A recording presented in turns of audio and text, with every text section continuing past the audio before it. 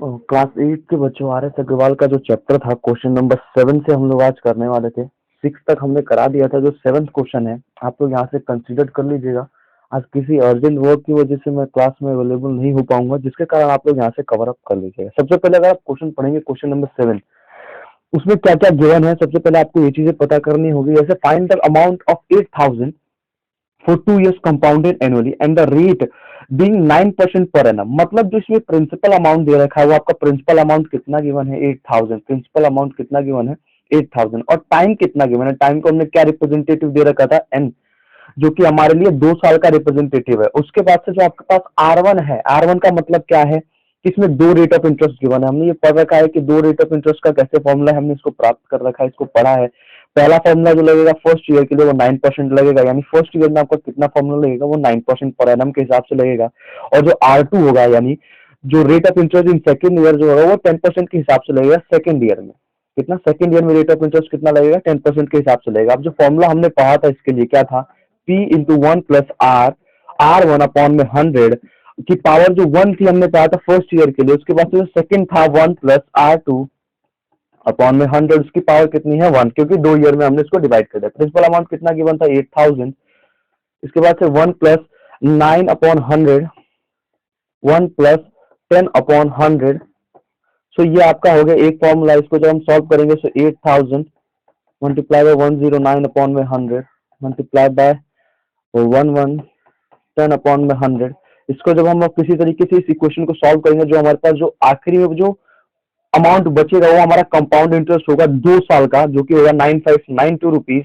ये हमारा 2 साल का है और डिफरेंट डिफरेंट है। मतलब जो पहले साल में इसका 8% के हिसाब से 9% के हिसाब से लगा उसका है, इसके बाद जो 10% के हिसाब से लगा उसका है। तो ये यहाँ पे क्वेश्चन नंबर 7 सॉल्व हो गया। नाउ क्वेश्चन नंबर 8 को देखते हैं। क्वेश्चन नंबर 8 क्या कहता है, कितना क्वेश्चन नंबर 8 में क्या जो थ्योरी लग रखी है। सबसे पहले इसमें एक आनंद नाम का कोई व्यक्ति है जिसने 1,25,000 का लोन इलाहाबाद बैंक से लिया, जिसके हिसाब से उसको कंपाउंड इंटरेस्ट 8% पर इनाम के हिसाब से कंपाउंड इंटरेस्ट लगने वाला है फॉर 3 साल के लिए। आपको पता करना है, ये तो सबसे सिंपल फॉर्मूला हो गया, क्योंकि आपके पास प्रिंसिपल अमाउंट पता है आप सभी को कितना है, 1,25,000 का प्रिंसिपल अमाउंट हो गया। इसके बाद से रेट ऑफ इंटरेस्ट कितना गिवन है 8% पर एनम के हिसाब से रेट ऑफ इंटरेस्ट हो गया। उसके बाद से आपके पास टाइम गिवन है कितना, 3 इयर्स का टाइम हो गया। नाउ जब मेरे पास फॉर्मूला गिवन है अमाउंट कंपाउंड इंटरेस्ट निकालने का, that is P into 1 plus R upon में 100 की power n, so that is 1,25,000 यानी 1,25,000 1 प्लस 8 अपॉन में 100 की पावर 3। जब इसको सॉल्व करेंगे तो 1,25,000 27 अपॉन 25, और ये इसके ऊपर क्या है क्यूब है। जब इसको क्यूब को आप लोग तोड़ेंगे तो कुछ इस तरीके का ये प्रारूप इसका तैयार होगा। दैट इज 27 अपॉन में 25, 27 अपॉन में 25, 27 अपॉन में 25 3 बार। और जब इसको आप सॉल्व करेंगे, मतलब जब इस इक्वेशन को सॉल्व करेंगे तो आपके पास आंसर आएगा 1,57,464। मतलब 3 साल में आपको डेट क्लियर होगा। कितना पे करना पड़ेगा आनंद को, सो 1,57,464 रुपए जब वो 3 साल में डेट पे करेंगे तब जाकर उनका क्लियरेंस होगा। नाउ 9th क्वेश्चन कैसा है, 9th क्वेश्चन भी सिंपल एकदम सेम इसी तरीके से है जैसे आपने 8th क्वेश्चन किया। So 9 is similar as like 8th question है। इसके बाद से जो आपका 10th क्वेश्चन जो है वो काफी ज्यादा इंपॉर्टेंट है और काफी ज्यादा डिफरेंट भी है। सो 10th क्वेश्चन देखते हैं किस तरीके का इसको सॉल्व करना है। 10th क्वेश्चन कहता है, देखिए सबसे पहले एक शुभा लक्ष्मी करके एक कोई लड़की है जिसने तकरीबन 18,000 रुपए का उसने फाइनेंस कराया किसी टीवी को। ठीक है, 18,000 रुपए का कितने का फाइनेंस कराया 18,000। प्रिंसिपल अमाउंट ऑफ पर्पस कितना गिवन हो गया 18,000 रुपए। इसको फट से लिख देंगे।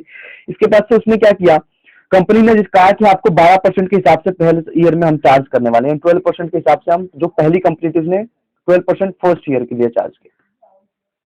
नाउ सेकंड था ये रेट ऑफ और R1 हो गया। R2 क्या कह रहा है, और आपके पास n गिवन है। n कितना साल के लिए 2 साल के लिए। आखिरी में पढ़ेंगे आप देखेंगे इसमें तो n गिवन है 2 सालों के लिए। अब देखिए सबसे पहले चीज क्या कह रखा है, R2 कितना गिवन है। सो R2 इज 12 मतलब 12.5% के हिसाब से इसमें वो दे रखा है। तो इसको हम फ्रैक्शन में बना लेंगे, यानी 25 अपॉन में 2% पर एनम के हिसाब से। ये आपका होगा एक क्वेश्चन। मतलब R2 इस तरीके का हो गया और R1 ये था। आप ये को सॉल्व करेंगे सो आपके पास जो 2 ईयर का फॉर्मूला गिवन है P प्लस R1 प्लस 100 की पावर 1 प्लस R2 की पावर 100। जो आप लोग इसको सॉल्व करेंगे और पावर क्या है 1, क्योंकि 2 साल में एक साल में बढ़ गया, इसको आप पुट आउट करेंगे तो जो भी आपके पास जो आंसर आएगा वो ये इसका आपका कंपाउंड इंटरेस्ट होगा। सो 10th क्वेश्चन इस तरीके से सॉल्व हो गया। सेकंड क्वेश्चन देखते हैं क्या क्या रखा है। सेकंड क्वेश्चन में देखिए सबसे पहले आपको क्वेश्चन को पढ़ना आना चाहिए। क्वेश्चन क्या कह रहा है, 11th question, question number 11th question क्या कहता है, पहले ध्यान से देखिए इसको कि Neha borrowed 25,000 from the State Bank of India to buy scooter if the rate of interest is 10% per annum. अगर इसने एक स्कूटर बोरो किया 25,000 का, तो प्रिंसिपल अमाउंट कितना हो गया 24,000 रुपए, जो किसने 24,000 का स्कूटर परचेज किया। रेट कितना गिवन है, सो रेट ऑफ इंटरेस्ट आपका गिवन है 10% पर एनम, 10% पर एनम के हिसाब से, और टाइम कितना गिवन है, यानी एन कितना गिवन है 2 ईयर 3 मंथ। मीन्स इसको फ्रैक्शनल बनाएंगे तो इस तरीके का हो जाएगा, ठीक है। अब आपके पास फॉर्मूला एक गिवन था, क्या गिवन था, एक फॉर्मूला हमने अच्छे तरीके से पढ़ रखा है इस चीज को, कि मैंने बताया था कि जो ये आपका होल फॉर्मूला है इसको एक साइड कर देंगे और इसको आर के साइड डिवाइड कर देंगे तो आपका आंसर आ जाएगा क्लियरेंस के साथ, ठीक है। तो हम लोग उसी फॉर्मूले के साथ इसको अप्लाई करने वाले हैं। तो इसको हम करेंगे P1 प्लस R1 अपॉन में 100 अपॉन N। उसके बाद से जब इस फॉर्मूले को हम पुट करेंगे दो तरीके से, हमने बताया था कि N को तोड़ देना है तो 25,000 प्रिंसिपल अमाउंट हो गया 1 प्लस 10, जो रेट ऑफ इंटरेस्ट गिवन है इसको क्या करेंगे 100 के साथ मल्टीप्लाई, और जो ये 2 है ये यहाँ पे पहला पावर आ जाएगा। इसके बाद फिर मल्टीप्लाई करेंगे इसको 1 plus 100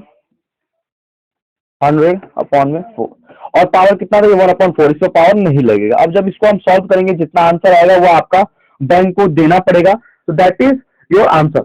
so question number 11 solve हो गया। क्वेश्चन नंबर 12 दो क्वेश्चन है, ये काफी ज्यादा मतलब थोड़ा सा टफ क्वेश्चन पड़ेगा, we will discuss in class. So आज के लिए आप लोग इतना देखिएगा, इसमें सिंपल इंटरेस्ट और कंपाउंड इंटरेस्ट के बीच का डिफरेंस बता रखा है। सो अगर आप लोग इसको ट्राई करना है तो कर लीजिएगा। 12th question 13 question means question number 12